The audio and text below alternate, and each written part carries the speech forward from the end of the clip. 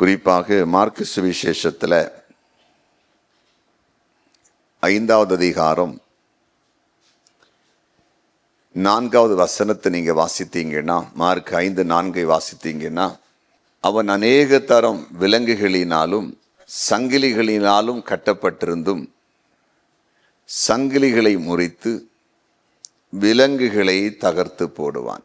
விலங்குகளினாலும் சங்கிலிகளினாலும் கட்டப்பட்டிருந்தும் சங்கிலிகளை முறித்து விலங்குகளை தகர்த்து போடுவான். பிசாசு பிடித்தவனுடைய நிலை, சங்கிலி வச்சு கட்டி வைக்கிறாங்க, விலங்கு போடுறாங்க, அதை முறிக்கிறான், அதை தகர்க்கிறான்.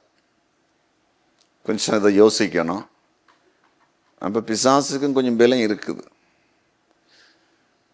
சங்கிலியை முறிக்கணும்னா, சங்கிலியை முறிக்கணும், விலங்கை முறிக்கணும்னா அதுக்கு எவ்வளவு பவர் கிரியேட் செய்யுது. இப்போ பிசாசட்டையும் கொஞ்சம் பவர் இருக்குது. சில ஆட்களுக்குள்ளெல்லாம் பிசாசு வந்து கிரியேட் செய்யுதுன்னா அவங்க தன்னை மெஞ்சி பலமாக மாறிடுவாங்க. அவங்கள பிடிக்கவே முடியாது, பிடிச்சு அடக்கவே முடியாது. அப்போ இதில் என்ன தெரியுதுன்னா, அவன்கிட்ட கொஞ்சம் பலம் இருக்குது. சங்கிலியை முறிக்கணும், விலங்கை தகர்க்கணும்னா யோசித்து பாருங்க. மத்தேயு சுவிசேஷம் 8வது அதிகாரம் 28வது வசனத்தை இங்கே வாசித்தீங்கன்னா, மத்தேயு 8:28 வாசிச்சிங்கன்னா, அவர் அக்கறையிலே கெர்கசேனர் நாட்டில் வந்தபோது பிசாசு பிடித்திருந்த 2 பேர் பிரேத கல்லறையிலிருந்து புறப்பட்டு அவருக்கு எதிராக வந்தார்கள். அவர்கள் மிகவும் கொடியராய் இருந்தபடியால் அந்த வழியாக ஒருவனும் நடக்கக்கூடாதிருந்தது. பிசாசு பிடித்த 2 பேர் எப்படி இருந்தாங்களாம்? மிகவும் கொடியராய் இருந்தபடியால் அந்த வழியாக ஒருவனும், யாரும் அந்த பக்கம் போக மாட்டாங்க. அந்த பிசாசு கொடிய குணத்தை வச்சுச்சு, பயந்து எல்லாரும் போவாங்க அந்த இடத்த விட்டு விலகி. திடீர்னு தான் பண்ணிடுவான், ஏதாவது பண்ணிடுவாங்க, பிடிச்சு அடிச்சிருவாங்க, பிடிச்சு கடிச்சிருவாங்க, கல்லை எடுத்து வீசிடுவாங்க. அதனால அந்த 2 பிசாசு பிடித்த மக்கள் இருக்கிற பகுதியில் யாருமே அந்த பகுதிக்கு மக்கள் பயந்து போகலை. பிசாசு இருக்கிற இடத்துல எல்லாரையும் பயமுறுத்திட்டு தான் இருப்பான். பகலே நடக்க முடியாது. சில இடத்துல பார்த்துருக்கீங்களா? ஆலயம் கர்த்தருடைய ஆலயம் இருக்கிற இடத்துல எப்போ வேணாலும் போகலாம். புரியுது அவங்களுக்கு நான் சொல்றது? பிசாசு குடியிருக்க இடத்துல நீங்கள், உங்களுக்கு தெரியும், ராத்திரி 11 மணி 12 மணிக்கு போய் பாருங்க, தைனி இருக்கான்னு பார்ப்போம் உங்களுக்கு. ஏன்னா அப்படி பகலில் 12 மணிக்கே நீங்கள் பயந்து போக மாட்டீங்க. அப்படி அழகா அவ்வளோ வெளிச்சமாக இருக்கும். அவன் கொடிய குணம் உள்ளவன், அவனுடைய கேரக்டரே அப்படிதான். தானியேலின் புஸ்தகம் 10வது அதிகாரம் 10 முதல் 13 வசனங்கள்.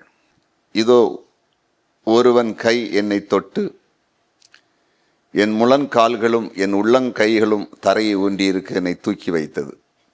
அவன் என்னை நோக்கி, பிரியமான புருஷனாகிய தானியேலே, நான் இப்போது உன்னிடத்திற்கு அனுப்பப்பட்டு வந்தேன். ஆதலால் நான் உனக்கு சொல்லும் வார்த்தைகளின் பேரில் நீ கவனமாயிருந்து கால் ஊன்றி நில் என்றான். இந்த வார்த்தையை அவன் என்னிடத்தில் சொல்லுகையில் நடுக்கத்தோடு எழும்பி நின்றேன். அப்பொழுது அவன் என்னை நோக்கி, தானியேலே, பயப்படாதே, நீ அறிவை அடைகிறதற்கும் உன்னை உன்னுடைய தேவனுக்கு முன்பாக சிறுமைப்படுத்துகிறதுக்கும் உன் மனதை செலுத்தின முதல் நாள் துவக்கி உன் வார்த்தைகள் கேட்கப்பட்டது. அப்படின்னா இவன் ஜெபம் பண்ணதெல்லாம் ஆண்டவர் கேட்டார். உன் வார்த்தைகள் நிமித்தம் நான் வந்தேன். பெர்சிய ராஜ்யத்தின் அதிபதி, அதான் பிசாஸ், 21 நாள் மட்டும் என்னோடு எதிர்த்து நின்றான். ஆனாலும் பிரதான அதிபதிகளில் ஒருவனாகிய மிகேவேல் எனக்கு உதவியாக வந்தான். ஆதலால் நான் அங்கே பெர்சியாவின் ராஜாக்களிடத்தில் தரித்திருந்தேன். இந்த அதிகாரத்தை நீங்கள் ஆரம்பத்தில் வாசிச்சிங்கன்னா, தானியேல் 3 வாரம் 21 நாட்கள் ருசியுள்ள பதார்த்தங்கள் எல்லாம் ஒதுக்கி வச்சுட்டு ஃபாஸ்டிங் வந்து ஜெபிக்கிறார். அதான் அதில் சொல்ல மனதை செலுத்த ஆரம்பித்தார், தன்னை சிறுமைப்படுத்த ஆரம்பித்தார். இவர் அப்படி உட்கார்ந்து ஜெபிக்க ஆரம்பித்த உடனே அந்த ஜெபம் தேவ சன்னதிக்கு போகுது, பரலோகத்துக்கு. அங்கிருந்து ஒருவர் தூதனிடத்தில் ஆண்டவர் பதிலை கொடுத்து அனுப்புகிறார். வானத்தில் அந்த பதில் வந்துட்டு இருக்கும்போது பெர்சியா ராஜா என்று சொல்லப்படுகிற அந்த அசுத்த ஆவிகள், பிசாசு வானத்தில் இடைமறிக்குது. கொஞ்சம் கவனமாக கேளுங்க. ஆண்டவர் கொடுத்து விட்ட செய்தியை கொண்டு சேர்க்க விடலை. வானத்தில் கிரீஸ், அதான் வானமண்டலங்களில் உள்ள பொல்லாத ஆவின்னு எபேசியர் 6 இருக்கு. அப்போ பார்த்தீங்களா, ஜெபத்தை கொண்டு போகிற தூதனையும் தடுத்து பார்ப்பான். ஜெபத்துக்கு பதில் ஆண்டவர் கொண்டு வர தூதனையும் தடுப்பான். கொர்நேலியு ஜெபம் பண்ணிட்டு இருக்கும்போது ஒரு தேவ தூதன் வந்து சொன்னான், உன் ஜெபம் கேட்கப்பட்டது, உன் தான தர்மங்களும் தேவ சன்னில் வந்து எட்டினது. நம்ம ஜெபம் பரலோகத்துக்கு கொண்டு போகப்படுவதும் தேவ தூதர்களாலே, அங்கிருந்து பதிலும் தேவ தூதர்களாலே நம்மிடத்தில் வந்து சேருகிறது. எப்படி போஸ்ட் ஆஃபீஸில் லெட்டர் வர மாதிரி, எங்கே இருந்தால் போஸ்ட் பண்ணுவாங்க, அங்கே வந்து இங்கே வரோம், வீட்டுக்கு கொரியர் பண்ணுவாங்க, பார்சல் வீட்டுக்கு கொண்டு வருவாங்க.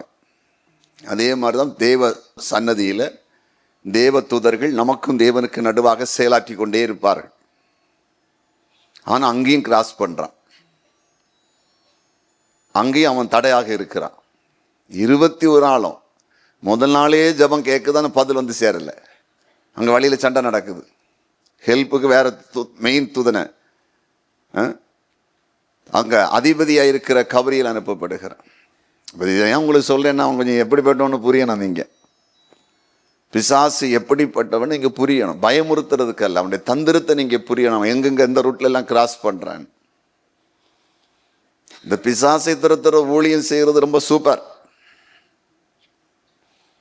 எல்லாருக்கும் பிசாசை துரத்துறது ரொம்ப ஆசை, செய்யணும் எல்லாருமே. Very very careful. நம்ம யாருன்னு தெரியாமல் நம்ம டிவியில எல்லாம் போட்டுடலாம், ஆட்கள் பார்த்துருவாங்க, பிசாசு துரத்துற கிருபை இருக்குன்னு நம்ம பண்ணி எல்லாம் அப்படி பிரபலப்படுத்தினேன்னா எப்போ நம்ம குடும்பம் காணாமல் போச்சுன்னு நினைக்க வேண்டியதுதான். அப்படி செய்தெல்லாம் நிறைய பேர் காணல. அதுதான் இயேசு ஊழிய நாட்களில் 70 பேர் அனுப்புகிறாரு அவருக்கு முன்பாக போக வேண்டிய இடத்துங்களுக்கு. அவங்க போய் பிசாசை துரத்திட்டாங்க. அவங்களுக்கு பெரிய ஹாப்பி, நாங்கள் போன இடம்லாம் பிசாசு ஓடுது. இயேசு சொன்னார், சரி ஓகே, சந்தோஷப்படுங்க, உங்கள் பேர் பரலோகத்தில் இருக்கிறதுக்கு சந்தோஷப்படுங்க. ஆண்டவர் தான் இருந்து கிரியை செய்கிறாரு, உங்களால் உள்ள பலன் அல்ல, கவனமாக இருங்கன்னு சொல்லி கொடுக்குறாரு. ஊழியங்களில் நோயை குணமாக்குற ஊழியம், பிசாசை துரத்துற ஊழியம், ஹீலிங் மினிஸ்ட்ரி ஒரு சூப்பர் ஊழியம், ஜனங்களை கர்த்தருக்குள்ளே கொண்டு வரும். ஆனால் அது பயங்கரமான கடினமான மினிஸ்ட்ரி. ரொம்ப அதுக்கு அப்புறம் நான் விளக்கி சொல்கிறேன், அது எந்தெந்த விதத்தில் எல்லாம் கிரியை செய்யணும்னு சொல்லிட்டு உங்களை பயமுறுத்த போகலை. நீங்கள் இன்னைக்கு பிசாசுரத்தில் கிருபை பெற்றுக்கொள்ள தான் ஜெபிக்க போகிறேன் அபிஷேகத்துக்கு. ஆனால் தந்திரங்களை சொல்லி கொடுக்குறேன், கவனமாக கேளுங்க. வானத்திலேயே கிரியை செய்கிறான், வானமண்டல பொல்லாத பெர்சியா ராஜா வானத்திலேயே கிரியை செய்கிறான். ஆண்டவர் கொடுத்து அனுப்பின ஒரு செய்தியை வர விட மாட்டேங்கிறான். தேவன் கொடுத்து அனுப்பின ஒரு கடிதத்தை வந்து சேர விடலை. அப்புறம் வெளிப்படுத்தல் 12வது அதிகாரத்தில் 7, 8, 9 வசனங்கள். வெளிப்படுத்தல் 12 7, 8, 9. வானத்திலே யுத்தம் உண்டாயிற்று, மிகாவாயலும் அவனை சேர்ந்த தூதர்களும் வலு சர்ப்பத்தோடே யுத்தம் பண்ணினார்கள். வானத்தில் வலு சர்ப்பமும் அதை சேர்ந்த தூதரும் யுத்தம் பண்ணியும் ஜெயம் கொள்ளவில்லை. அப்படின்னா பயங்கர யுத்தம் நடக்குது. தேவனுக்கு சார்பில் மிகவேலும் ஒரு கூட்ட தூதரும் யுத்தம் பண்ணுறாங்க. இங்கே வலு சர்ப்பமும் அதை சார்ந்த தூதரும் அதுவும் யுத்தம் பண்ணியும் ஜெயம் கொள்ளவில்லை, சும்மா ஒதுங்கி போகல. அடுத்த வசனத்தை வாசிக்கும் போது, வானத்திலே அவர்கள் இருந்த இடம் காணப்படாமற் போயிற்று. வானத்தில் கிரீசதாவி யுத்தம் பண்ணி காணப்படாமல் போச்சு. என்னாச்சு தான் அடுத்த வசனத்தில், உலகம் அனைத்தையும் மோசம் போக்குகிற பிசாஸ் என்றும் சாத்தான் என்றும் சொல்லப்பட்ட பழைய பாம்பாகிய பெரிய வலு சர்ப்பம் தள்ளப்பட்டது. அது பூமியிலே விழ தள்ளப்பட்டது. அதனோடு கூட அதை சில தூதரும் தள்ளப்பட்டார்கள். வானத்திலிருந்து கீழே போத்தான்னு பூமியில் விழுந்தான். இப்போ இங்கே நடந்து பிடைக்குது. அதுக்கு தான் அதான் உங்களுக்கு உறக்கம் வராத்தது, தூக்கம் வராத்தது. அங்கேயும் கிரியை செய்யுது, இங்கேயும் கிரியை செய்யுது. இதில் என்ன சொல்ல வரேன்னா, யுத்தம் நடந்துச்சு, ஃபைட், வானத்தில் யுத்தம் நடந்துச்சு. அதுதான் எபேசியர் 6 பவுல் அழகா சொல்றாரு, நீங்க பிசாசோடு யுத்தம் செய்வதற்கு சர்வாயுத வர்க்கத்தை எடுத்துக்கொள்ளன்னு சொல்லாரு. சிலருக்கு அதை பற்றிலாம் கவலையே கிடையாது. சும்மா நல்ல சோத்திரம் பண்ணிட்டு கொஞ்சம் துதிச்சுட்டு அப்படியே கை காலம் வாங்க, தலைமட்டம் அசையும், சோத்திரம் சோத்திரம் சோத்திரம் ஆண்டவரே, ஆசீர்வதியா ஆண்டவரே. பிசாசும் அவன் அங்கே நின்று சோத்திரம் சொல்லிட்டே இருப்பான். யுத்தம் பண்ணுறதுக்கு கிருபை வேணும். தாவீதே சொல்லுகிறார், என் கைகளையும் விரல்களையும் யுத்தத்துக்கு படிப்பிக்கிறார். யுத்தத்துக்கு படிப்பிக்கிறார். யுத்தம் எப்படி பண்ணணும் நிறைய வியூகங்களை இராணுவத்துக்கு பயிற்சி கொடுப்பாங்க. கர்த்தர் படிப்பிச்சாராம். சும்மா அங்கே போனோன்னே துப்பாக்கி எடுத்து யாரையும் சுட முடியாது. நிறைய டெக்னிக்கு சொல்லி கொடுப்பாங்க. அதில் முக்கியமாக எதிரியுடைய வியூகங்களை அவங்க சொல்லி அதை எப்படி மேற்கொள்ளணும் எப்படின்னு அதுதான் நிறைய சொல்லி கொடுப்பாங்க. நம்ம பிசாசின் தந்திரங்களை குறித்து அறிவதே இல்லை. அதனால்தான் குடும்பத்திலும் விடுதலை இல்லை. நமக்கு எல்லாருக்கும் ஊழியம் செய்ய ஆசை, அழைப்பும் கிடையாது, தரிசனம் கிடையாது. எப்படியோ தப்பி தவறி 2 ஸ்தோத்திரம் பண்ணும்போது பிசாசு ஆடணுன்னு இனி உடனே அதுக்கு பேரு கீழே பேர் வைப்போம், பிசாசை துரத்துகிற அற்புத ஊழியம். அவன் சிரிப்பான், இப்போதான் நம்ம ஐயா கொஞ்சம் அசஞ்சரிக்கி, அதுக்குள்ள என் பேர்லேயே பேர் வச்சுட்டேன்.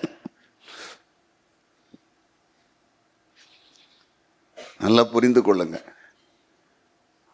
இப்போ விரட்டுறது ஒரு அசுத்தாவிய, ஒரு பொம்பளைக்குள்ள இருந்த ஒரு பிசாசை தான் விரட்டிச்சிடும். அதுக்கு எத்தனை பிரச்சனையை கூட தான் பாருங்க. நல்லா கேளுங்க. அவனை துரத்தும் போது டைரக்டாக யுத்தம் பண்ணி பார்ப்பான், முடியாதோன்னு சைடில் ஆட்களை எழுப்புவான். பிசாசுடைய பயங்கர தந்திரம். அவன் உடனே ஒரு கூட்ட மக்களை ஆப்போசிட்டாக பல ரூபத்தில் எழுப்புவான்.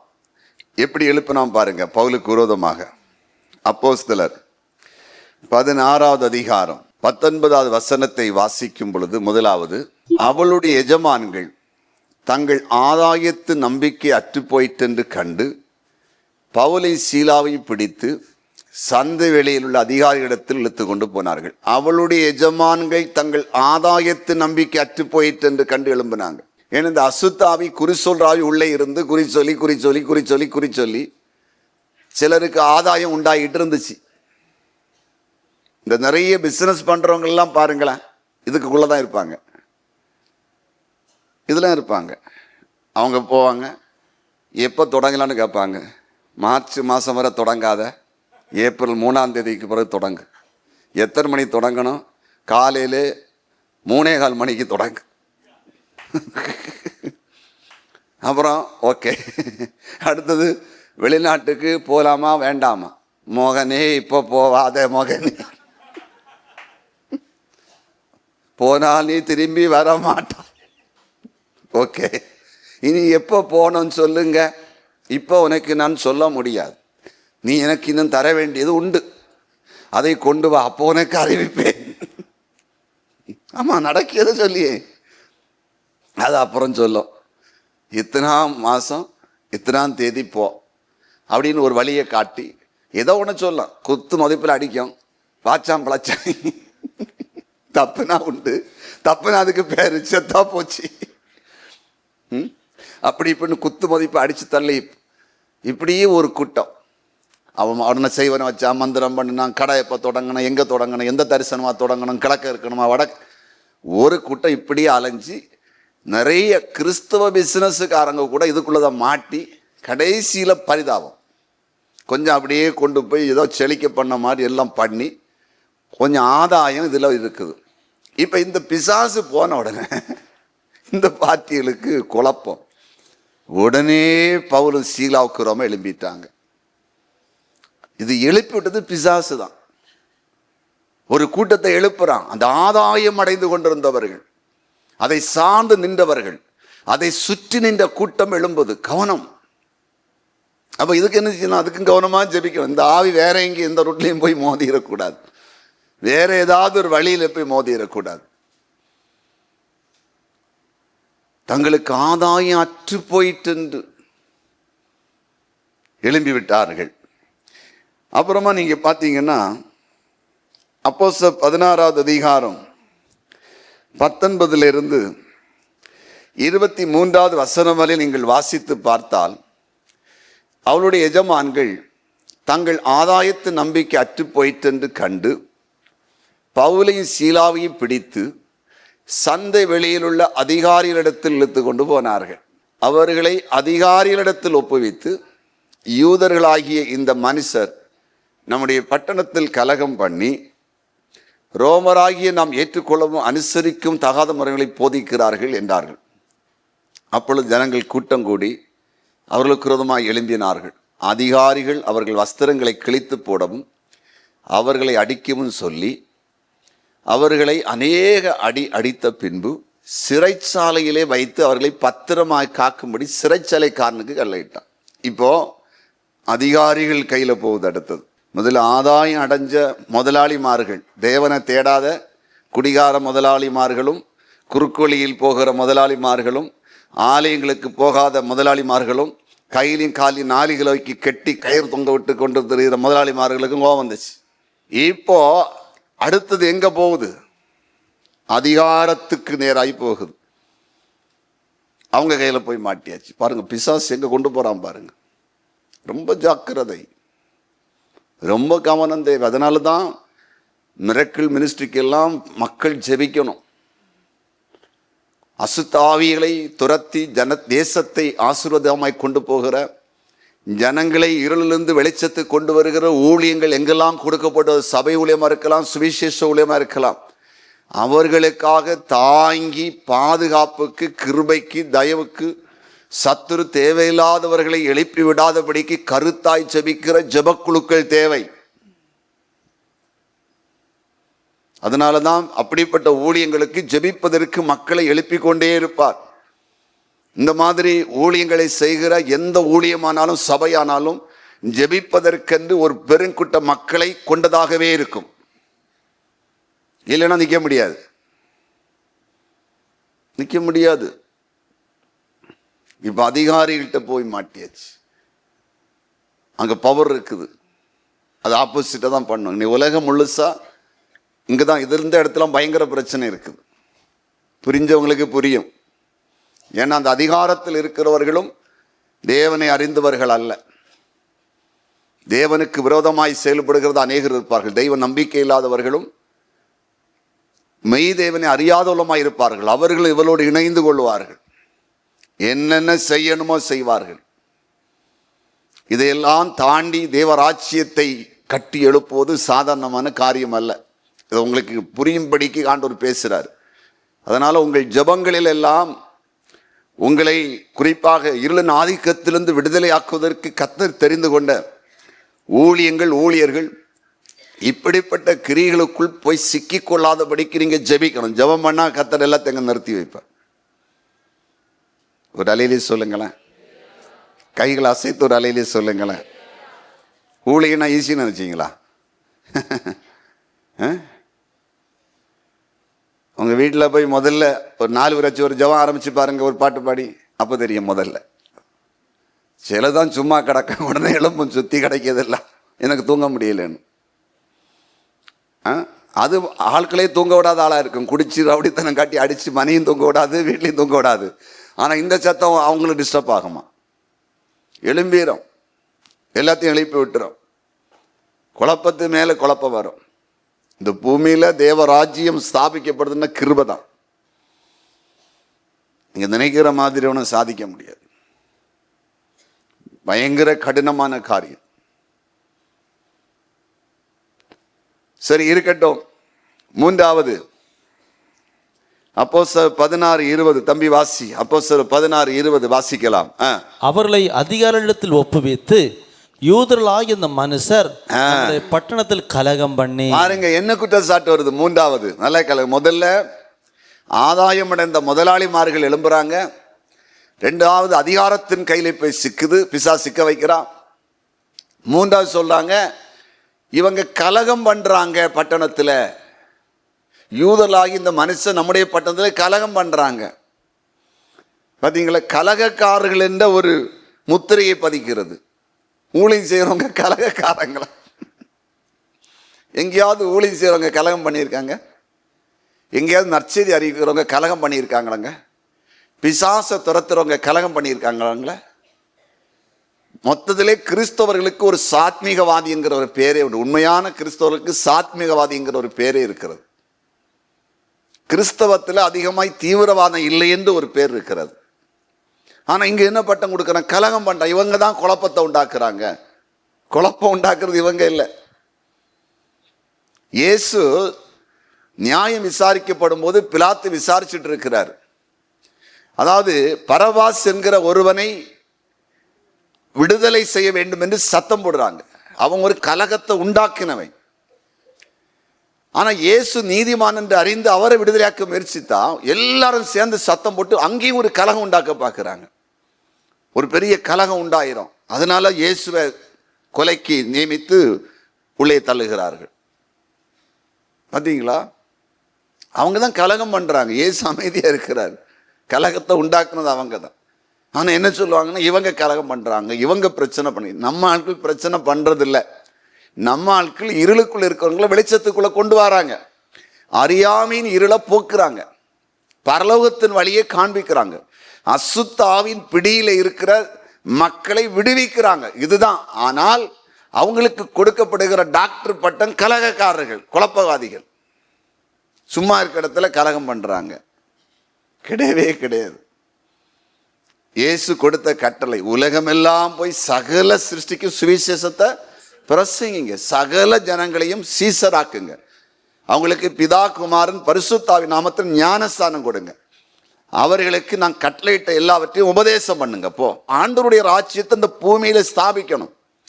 பரலோகத்தில் அவருடைய சித்தம் செய்யப்படுவதை போல இந்த பூமியில் அவருடைய சித்தம் செய்யப்படணும்னு விரும்புகிறாரு. ஆனா அதை செய்ய முயற்சிக்கும் பொழுது கலகம் பண்றாங்க, குழப்பம் பண்றாங்க. அமைதியா இருக்கிற இடத்துல குழப்பம் பண்றாங்க.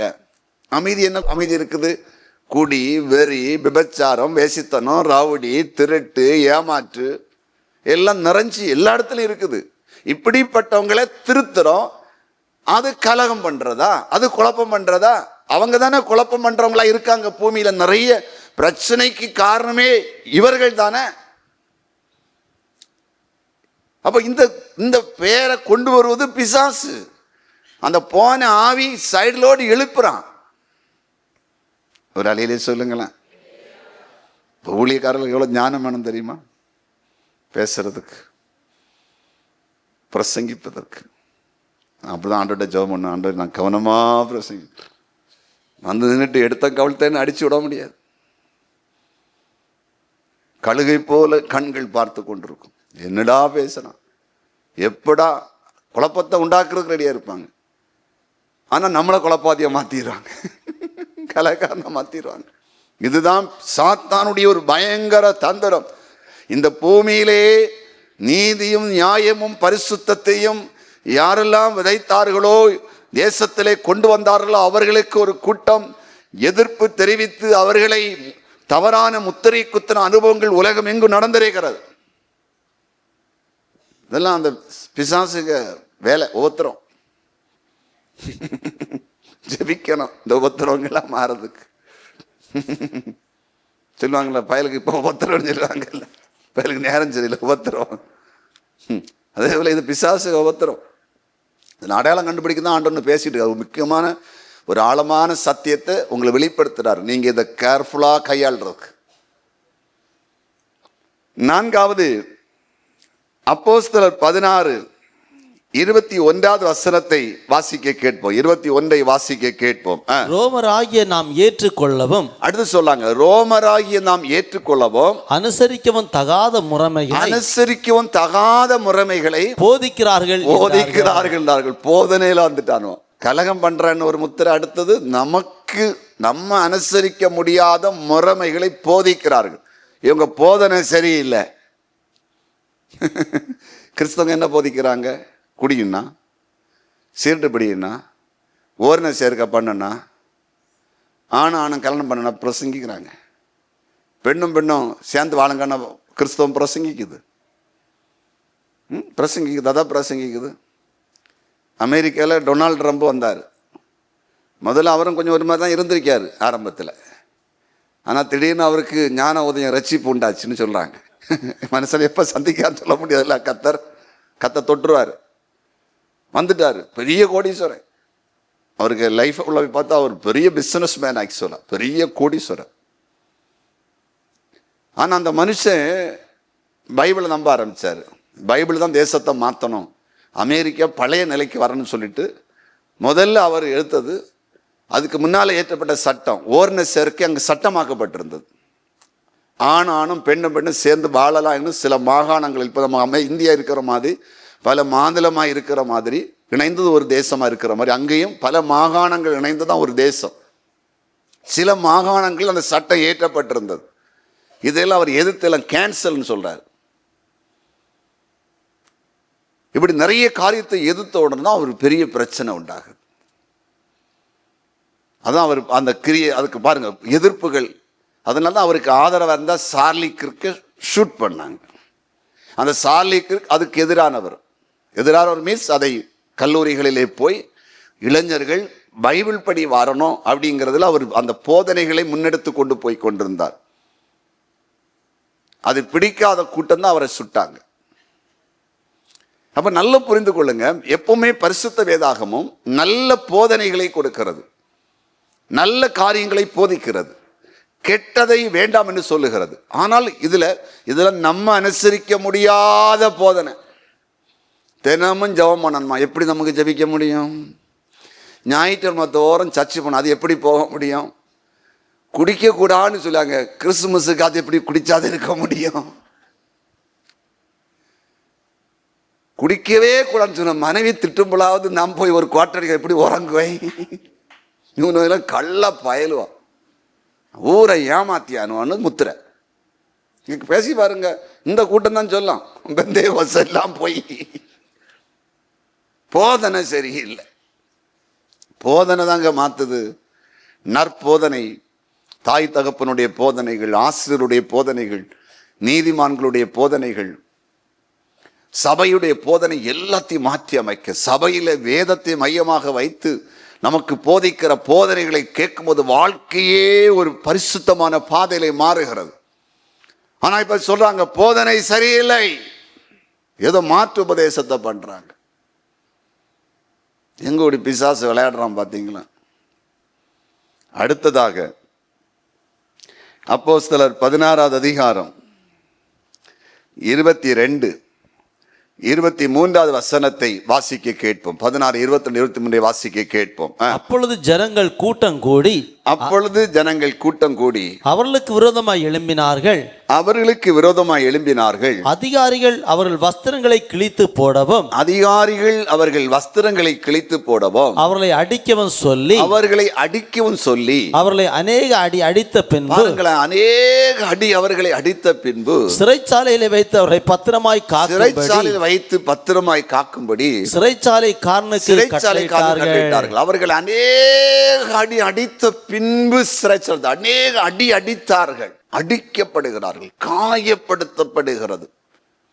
ஒரு அசுத்த ஆவியை துரத்தி ஜனங்களை கர்த்தர் பக்கமா திருப்புறதுனால அந்த அசுத்த ஆவியை துரத்தின தேவ மனிதர்கள் அடிக்கப்படுகிறார்கள். அடி விழுது, மாம்சத்திலும் அடி விழலாம், காயப்படலாம். அடி வரும்போது காயம் வரும். பிசாசு அடியாகிய காயமாகிய பலகீனங்களையும் தூக்கி போடுவான், வியாதியை கொண்டு போடுவான்.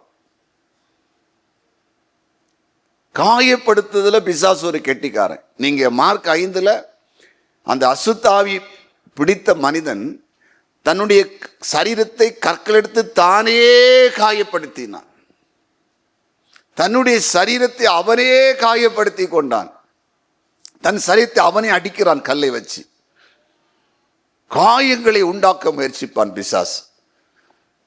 அதனாலதான் பிசாசை துரத்துகிற ஊழியம் செய்கிறவர்கள் தனக்காக தன் குடும்பத்திற்காக எப்போதும் பாதுகாப்புக்காக, தேவ கிருபை சூழ்ந்திருப்பதற்காக, தேவ மகிமை மூடி இருப்பதற்காக அவருடைய இரத்த குட்டைக்குள் நாம் பாதுகாக்கப்படுவதற்கு நாம் இண்டிவிஜுவலாக தனிப்பட்ட முறையிலும் ஜெபிக்கணும். அவர்களுக்காக ஜெபிக்க எழுப்பப்பட்ட ஜெபக்குழுக்களும் ஜெபிக்கணும். நான் உங்களுக்கு சொல்லியிருக்கு, இந்த பிசாசை பற்றி ஏதாவது மெசேஜ் எடுத்தாலே குழப்பம் உண்டாகும்.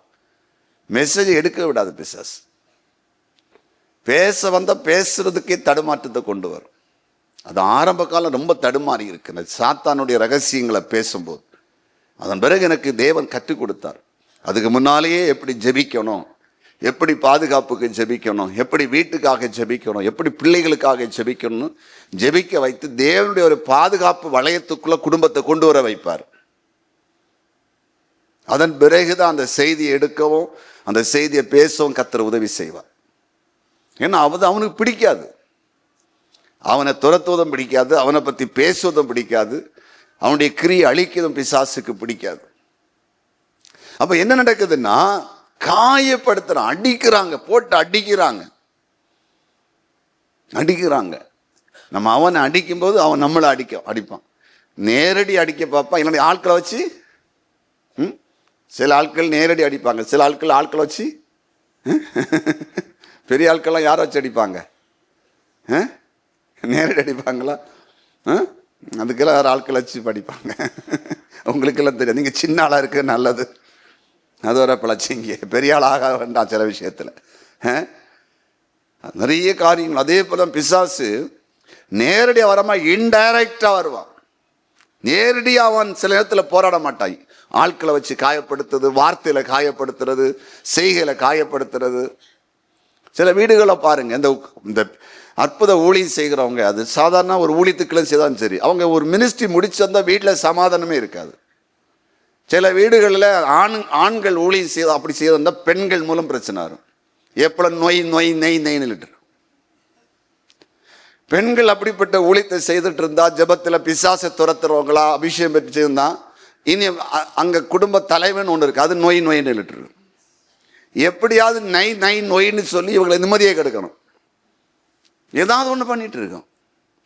நம்முடைய மைண்டை டைவெர்ட் பண்ணோம், நம்முடைய சிந்தனையை திசை திருப்புவான். நம்ம மைண்டு கரெக்டாக இருந்தால் தான் ஒரு காரியத்தை செய்ய முடியும். சில நேரங்களில் இனி ஒரு ஆளுக்கு வீட்டில் வியாதியை போட்டு விட்டுருவான்.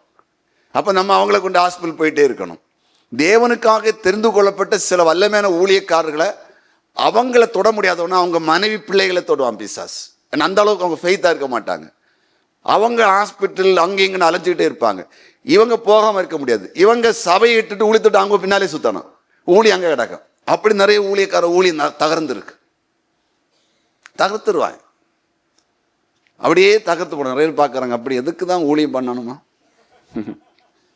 ஊழியம் பண்ணால் தான் ஜனங்களை பரலத்துக்கு கொண்டு போக முடியும். பிசாசு எப்படி இல்லை கிடக்கட்டுன்னா அவன் கடைசியில் அப்படியே கொண்டு நரகத்துக்குள்ள தான் தள்ளுவான். சாகும்போது நரகத்து தானே போவாங்க. ரட்சிப்பு வராதில்ல, ரட்சிப்பு வராதில்ல, குடும்பம் சாபத்தில் விடுதலை அடையாதில்லை, குடும்பம் செழிக்காதில்லை, அடுத்த தலைமுறை வளராதில்லை, பரலத்து நிச்சயம் அவங்களுக்கு இருக்குது. அதனால பிசாசை துரத்தி ஊழியம் செய்தான் ஆகணும், வேற வழி இல்லை. அப்போ ஏதாவது ஒன்று செய்துகிட்டே இருப்பான், நோண்டிக்கிட்டே இருப்பான், நிம்மதியே இருக்காது. நிறைய குடும்பத்தில் அப்படி. அதெல்லாம் நம்ம கண்டுபிடிச்சு ஜெபித்தாதான் இப்படிப்பட்ட தாக்குதலிருந்து நம்ம காப்பாற்றப்பட முடியும். அப்போ பவுல் பாருங்க, காயப்படுத்தப்பட்டாரு. அதோட முடிஞ்சிச்சா? அப்போஸ்தலர் 16வது அதிகாரம் 23வது வசனத்தை மறுபடி வாசிக்கலாம் தம்பி. 23 வாசிக்கலாம். அவர்களை அநேக அடி அடித்த பின்பு சிறைச்சாலையிலே வைத்து அவர்களை பத்திரமாய் காக்கும்படி சிறைச்சாலைக்காரனுக்கு கட்டளையிட்டார்கள். இப்ப எங்க கொண்டு போட்டாங்க? ஜெயிலுக்கு. அதான் முடிச்சது. கம்பி உள்ள கொண்டு போட்டாச்சு. யோசேப்பை கொண்டு இரும்புக்கு பின்னால கொண்டு போட்ட மாதிரி உள்ள கொண்டு போட்டாச்சு. இனி அவ்வளவுதான், கூண்டுக்குள்ள கிளி. அப்ப பிசாசுக தந்துடும். ஒரு கூண்டை ரெடி பண்றான், ஒரு சிறையை உண்டு பண்றான், ஒரு வட்டத்துல ஒன்று அமைக்கிறான், போட்டு தள்ளிடுறான். அவன் நினைச்சா முடிஞ்சு போச்சுன்னு. அப்படின்னா சாத்தான் நம்மை ஒரு சிறையாக்கப்பட்ட அனுபவத்துக்குள்ள கொண்டு போய் வைப்பான். ரொம்ப கவனம், சிறைப்படுத்துவான். அந்த சிறைப்பட்டு போயாச்சுன்னா எழும்ப முடியாது. கைகாலை கட்டி சிறைப்படுத்துவான், மைண்டை கட்டி சிறைப்படுத்துவான், குடும்பத்தை கட்டிடுவான். எங்கேயுமே அசைய முடியாத அளவுக்கு ஒரு போராட்டம், ஒரு வலை பின்னி இருப்பதை போல மாட்டுவோம். சிலந்தி பூச்சிகளை பிடிப்பதற்கு ஒரு வலையை பின்னும். அதில் போய் மாட்டிட்டுனா உடனே அது வேகமாக வந்து இன்னும் அதுக்கு மேலே அந்த வலையை பின்னும். முடிஞ்சு போச்சு. கொஞ்சம் நேரத்துக்குள்ளே நீங்கள் அதை பார்த்துருக்கீங்களா? அதெல்லாம் கவனமாக பார்த்தவங்களாம் கை வைத்துங்க பார்ப்போம். பார்த்தவங்க கொஞ்சம் மைண்ட் உள்ளவங்கன்னு அர்த்தம். நீங்கள் எல்லாம் இன்ஜினியர் ஆவீங்க, சயின்டிஸ்ட். அதெல்லாம் பார்க்கணும் அது எப்படி என்ன செய்யுதுன்னு. எறும்பு எப்படி தொலை போட்டு உள்ள கட்டுற மண்ணை வெளியே கொண்டு வருது, எப்படி சாப்பாடை பொறுக்கி உள்ளே கொண்டு வந்து கவனிக்கணும். அதுக்கு பவர் என்ன, எத்தனை தள்ளி சேர்ந்து கொண்டு போகுது சில பெருசை. அதெல்லாம் நமக்கு கற்றுக் கொடுக்க நிறைய ஆண்டவர் சொல்லுங்க. எறும்பு இடத்துல போய் சோம்பேறியை கற்றுக்கொள்ளணும். அது சில காரியத்தை கவனித்து பார்த்தா நமக்கு புரியும். அவ சிறைப்படுத்துது. சில குடும்பங்கள் சிறைப்பட்டு போனது நமக்கு தெரியாமலேயே அப்படியே லாக் பண்ணிட்டான், சுற்றிட்டான் குடும்பத்தை.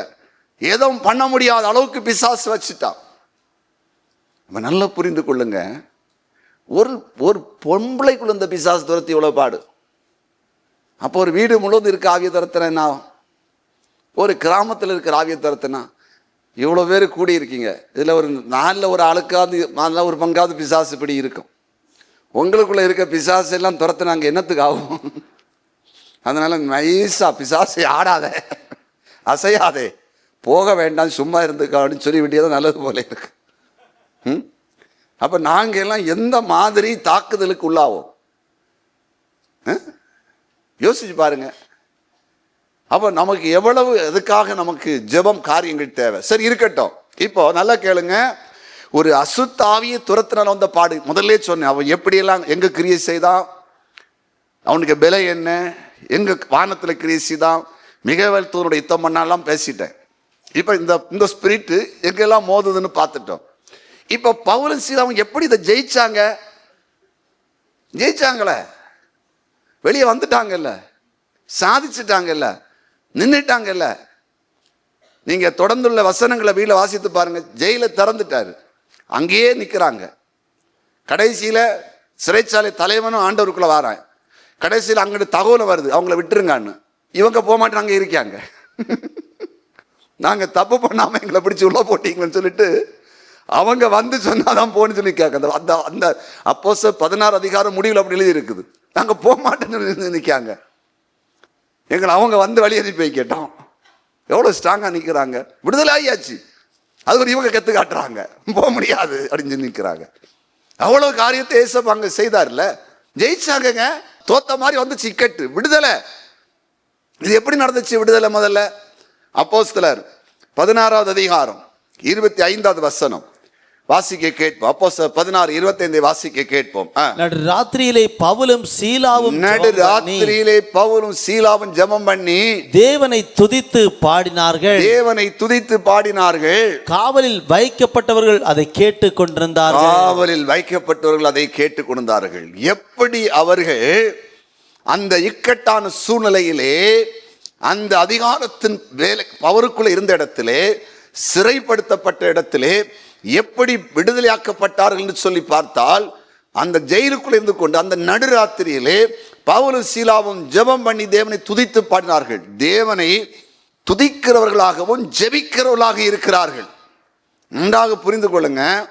தேவனை துதிக்க தெரியாதவர்களும் தேவ சமூகத்தில் ஜெபிக்க தெரியாதவர்களும் பிசாச துரத்துற ஊழியம் பண்ணாதீங்க. தேவனை முறுமுறுக்கிறவங்க பிசாச துரத்த நிற்காதீங்க. தேவனை குறை சொல்றவங்க ஒரு நாளுமே மிரக்கல் மினிஸ்ட்ரின்னு ஆசைப்படாதீங்க.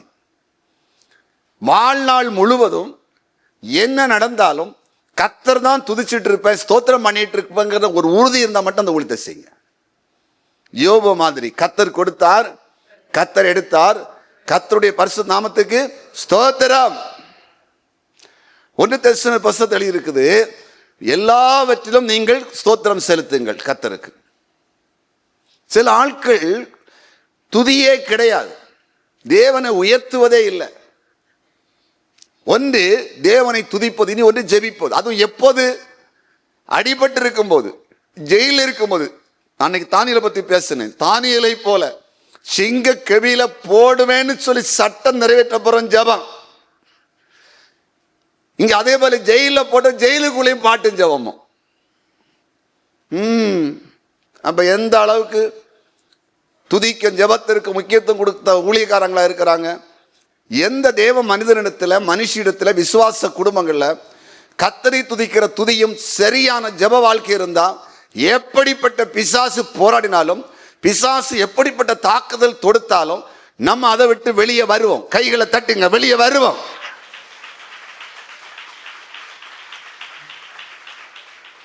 அதனால இதை நீங்க கற்றுக்கொள்ளணும். ஜெபிக்க பழகுங்க, நல்ல பிரேயர் பண்ண பழகுங்க. கேட்ட கேட்டாலும் ஜெபம் பண்ண முடியல, ஜெபம் பண்ண தெரியலன்னு சொல்ல மாட்டாங்க. ஜெபம் பண்ண அதான் குழப்பம். தெரியலன்னு சொன்னாலாவது கிளாஸ் எடுக்கலாம். ஆமா, நீ ஜெப காலேஜ் ஒன்று ஆரம்பிக்க போறோம். ஆமா, உண்மைதான். பைபிள் காலேஜ் மாதிரி ஜெப காலேஜ், எப்படி ஜெபிக்கணும். நான் சொன்னாலும் எனக்கு முன்ன நீங்க ஆரம்பிச்சிடாதீங்க என் தரிசனத்தை. பாஸ்டர் சொல்லிட்டார், நம்ம ஒன்று ஆரம்பிச்சோம், அங்கே ஆளு நிறைய வரேன். ஜெபம் பண்ணா பழக்கி வைக்கலாம்.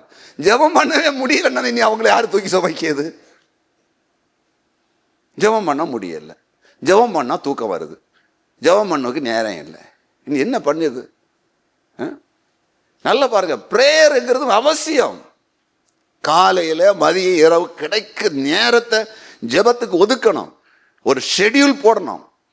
எல்லாருக்கும் வேலை இருக்கு, எல்லாருக்கும் படிப்பு இருக்கு, நிறைய பேருக்கு தொழில் இருக்கு, நிறைய பேருக்கு வியாபாரம் இருக்கு, எல்லாருக்கும் இருக்க. அதன் நடுவிலும் ஜெபம் முக்கியமா இருக்கணும். ஜெபம் பண்ணுனா பிசாசை ஜெயிக்கலாம். துரத்துறது மட்டும் இல்ல, பிசாசு தாக்குனாலும் வெளியே வருவோம். ஜெபிக்காதவர்கள், கர்த்தரை துதிக்காதவர்கள் ஒரு நாளும் பிசாசை ஜெயிக்க முடியாது, சாத்தானை ஜெயிக்க முடியாது. உங்க குடும்பத்தோடு பிசாசு ஒரு நாளும் போக மாட்டான். உங்க வீட்டில் ஜெபம் இல்லைன்னா பிசாசு போக மாட்டான். நீங்கள் விடுதலையாக முடியாது. ஜெபிக்கிற ஒரு வீடை, ஜெபிக்கிற ஒரு குடும்பத்தை பிசாசு கட்டி தெளிவாக வச்சிருக்க முடியாது. ஏன்னா 25ல் ஜெபம் பண்ணாங்க, துதித்தாங்க, பாடினாங்க. 24 சிறைச்சாலை அஸ்திபாரம் அசைஞ்சது, கதவுகள் திறந்தது, அவங்க கட்டெல்லாம் உடைஞ்சு தெரிச்சுது, உடனே தெரிச்சது.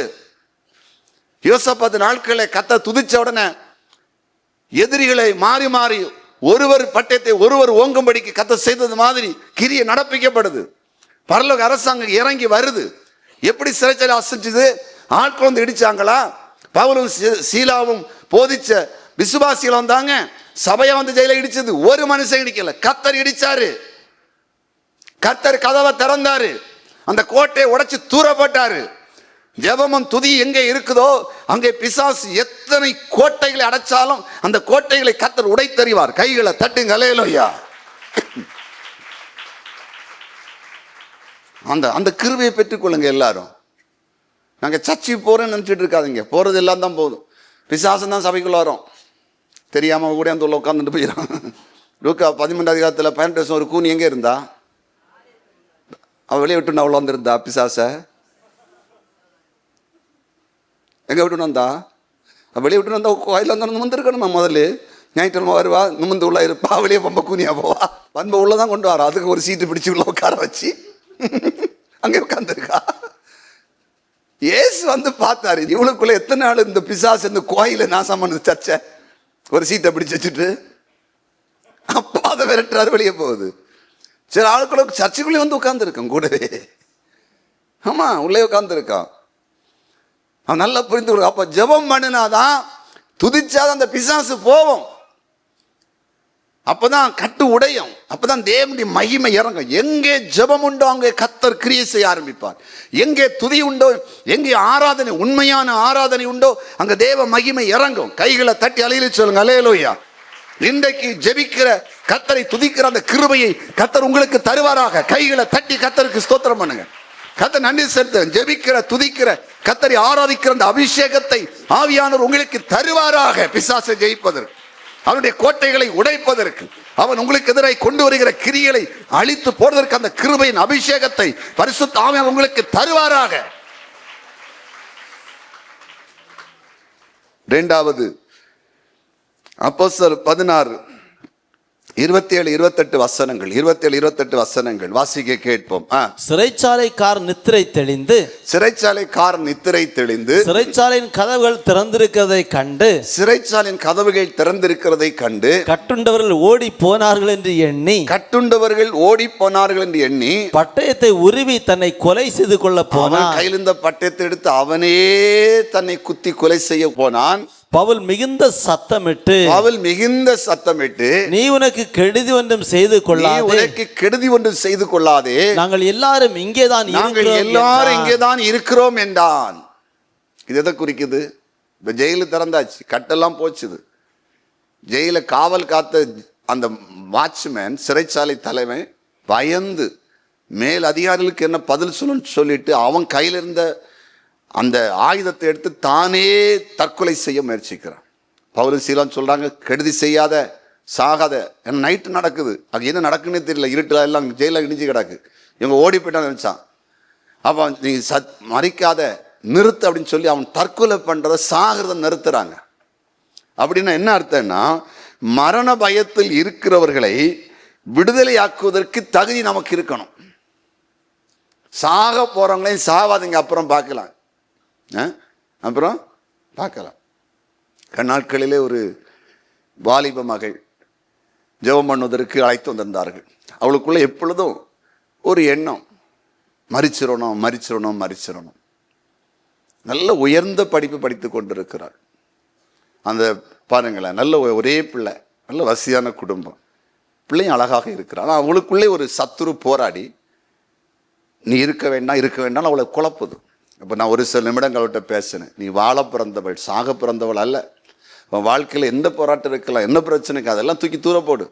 இயேசு உன்னை வாழ வைப்பார், உன்னை ஜெயிக்க வைப்பார், உன்னை மேன்மைப்படுத்துவார் என்று சில வசனங்களை சொல்லி அவளுக்காக விசுவாசத்தில் பலப்படுத்தி ஜெபித்து அனுப்பினேன். நல்லா புரிந்து கொள்ளுங்க, சத்துரு நிறைய பேரை சாகிறதுக்கு குறுக்கி பண்ணி வச்சிருக்கிறான், மரண பயத்தில் வச்சிருக்கிறான். இந்த மரண பயத்தில் இருக்கவங்களை விடுதலையாக்குவதற்கு இயேசு வந்தார்.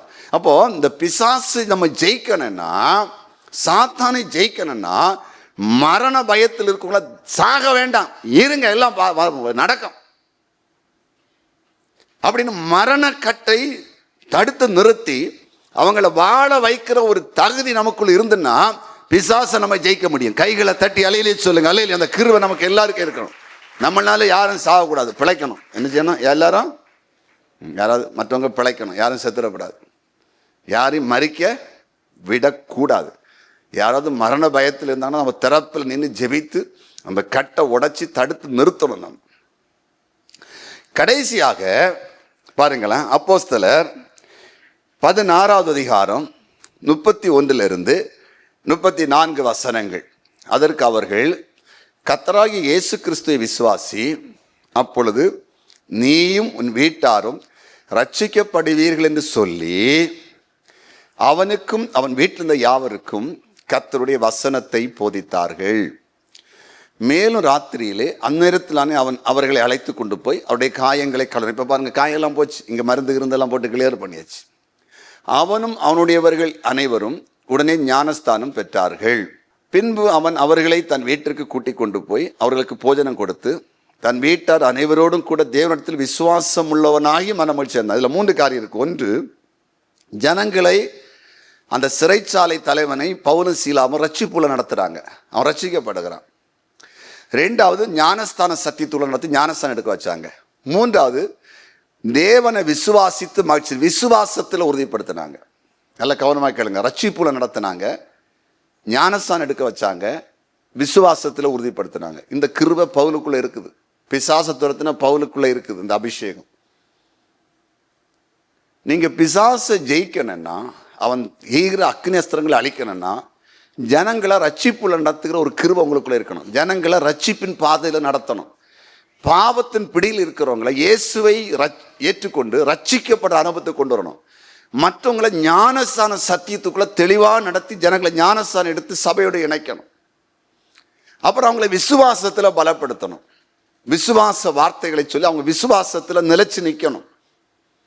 இந்த கிருபை யாருக்குள்ள இருக்குதோ அவங்க பிசாசை துரத்தும் செய்வாங்க, பிசாசில் வருகிற தாக்குதலை தாக்கும் பிடிப்பாங்க, அதுலேருந்து வெளியே வருவாங்க. அலையிலே சொல்லுங்க, அலையிலோயா. இப்போ நிறைய பேருக்கு நம்ம ரசிக்கப்பட்டங்கிறது சந்தேகம்.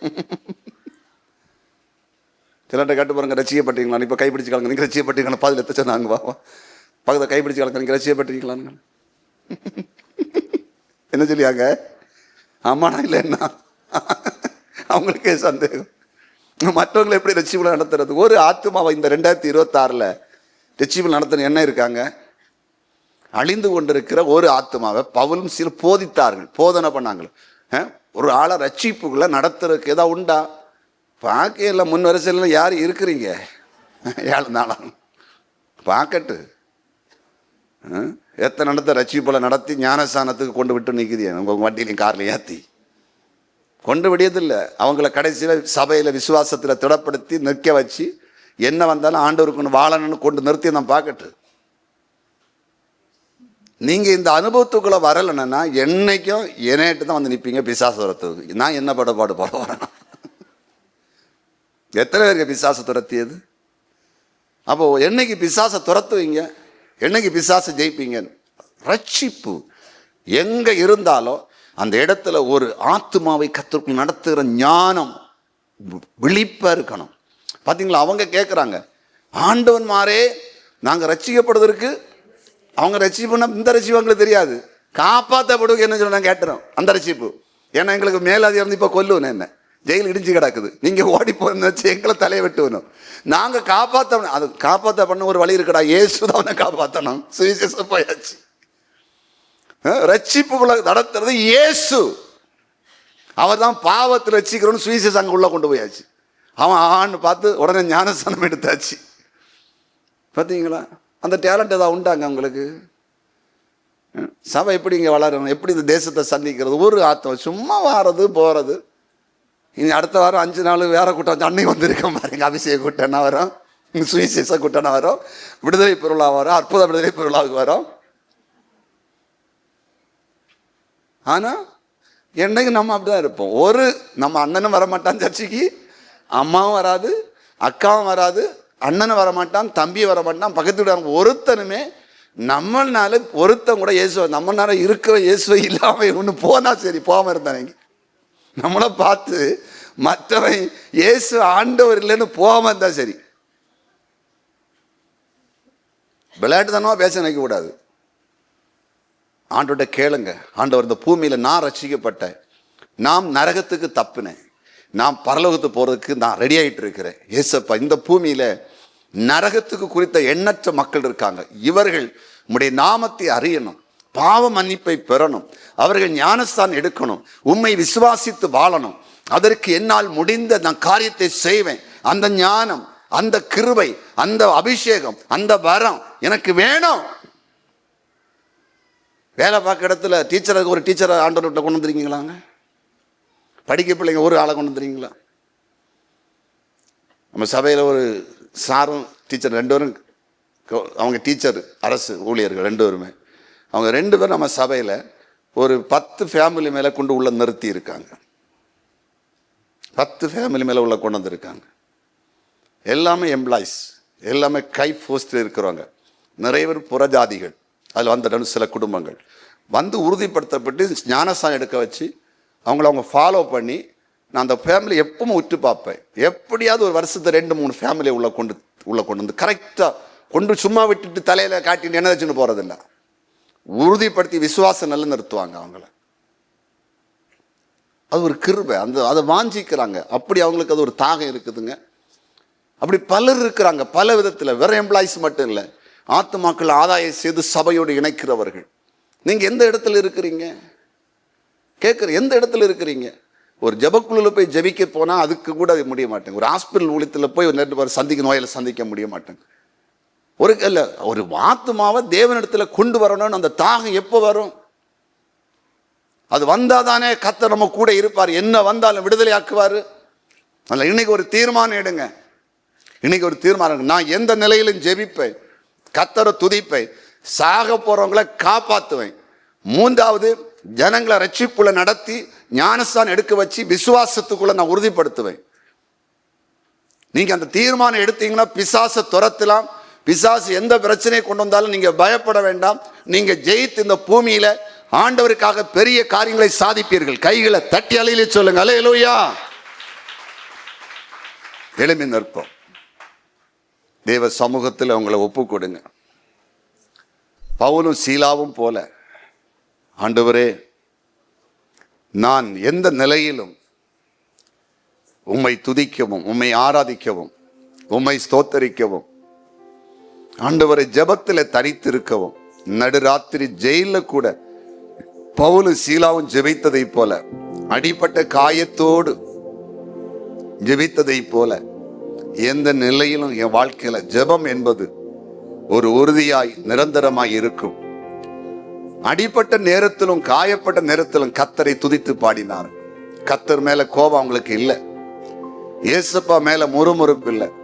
அப்பமும் கர்த்தரை துதித்த அனுபவம். சிறைச்சாலை திறந்து விட்டதே, பவுலும் சீலாவும் தப்பி ஓடிவிட்டார்களோ,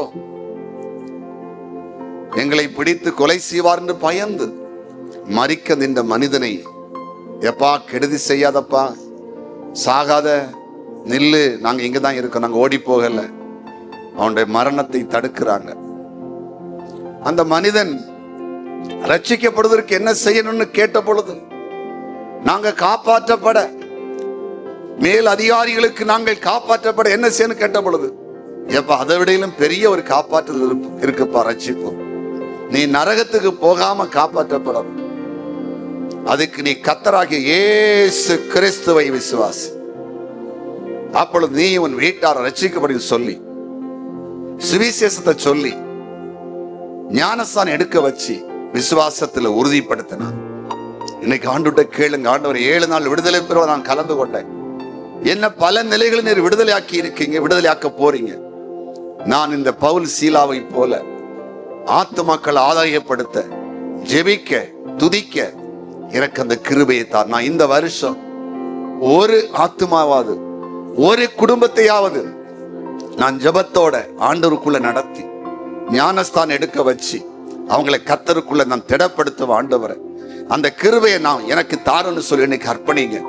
ஆண்டவர் பெரிய காரியங்களை செய்வார். அது மட்டுமல்ல, பிசாசை நீங்கள் எதிர்த்து நிற்கும் பொழுது, நீங்கள் துரத்தும் போது உங்களுக்கு வருகிற அத்தனை போராட்டத்தையும் தேவன் தூக்கி தூர போடுவார். எந்த இடத்துல கர்த்தர் அந்த இடத்தையும் அந்த இடத்துல உங்களை வெளியே கொண்டு வருவார். நீங்கள் பிசாசை தொடர்ந்து துரத்துவீர்கள், சாத்தானுடைய ராஜ்யத்தை அழிப்பீர்கள், பிசாசு ராஜ்யத்தை அழிப்பீர்கள். உங்கள் குடும்பத்திலே போராடுகிற ஆவிகளை துரத்துவீர்கள், உங்கள் குடும்பத்துக்கு விரோதமாய் கிறிஸ்து ஆவிகளை துரத்துவீர்கள், பிசாசின் பிடியில் இருக்கிற மக்களை விடுதலையாக்குவீர்கள்.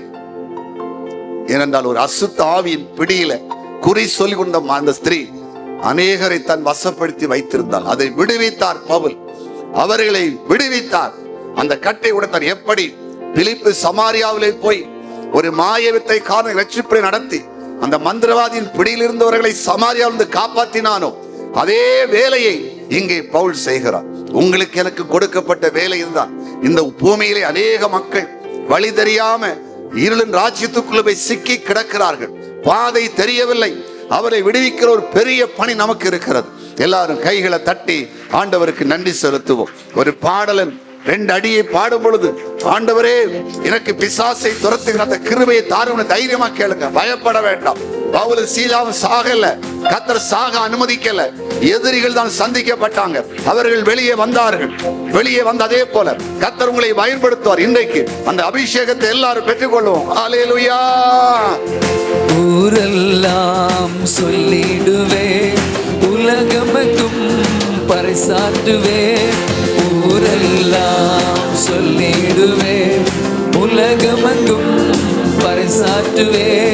ஜீவிக்கிறார் என் இயேசு, சீக்கிரமா வந்திடுவார். ஜீவிக்கிறார் என் இயேசு, சீக்கிரமா வந்திடுவார்.